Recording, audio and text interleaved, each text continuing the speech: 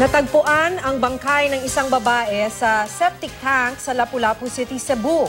Posibleng nahulog daw ro ng biktima, pero hindi pa rin daw isinasantabi ng pulisya ang anggulong foul play. Makibalita tayo kay Alan Domingo ng GMA Cebu.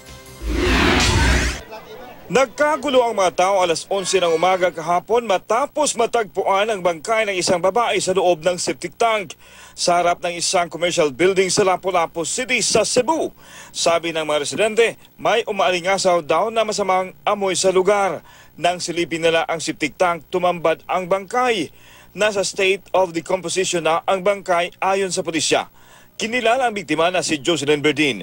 Sabi ng kanyang mga kaanak, Biyernes pa ng nakaraang linggo na wala si Berdin. Base sa investigasyon, posibleng nahulog lang ang babae sa septic tank. Pero hindi raw isinantabi ng pulisya ang posibilidad ng foul play. Naanay cover mo, siguro lang cover. Kaya from time to time ko no, nagkuhan na sila ganang murag preventive maintenance ba? Inspection of maintenance, kaya mo spill out mo ng tubig dire. So ilan yung paghabuaan.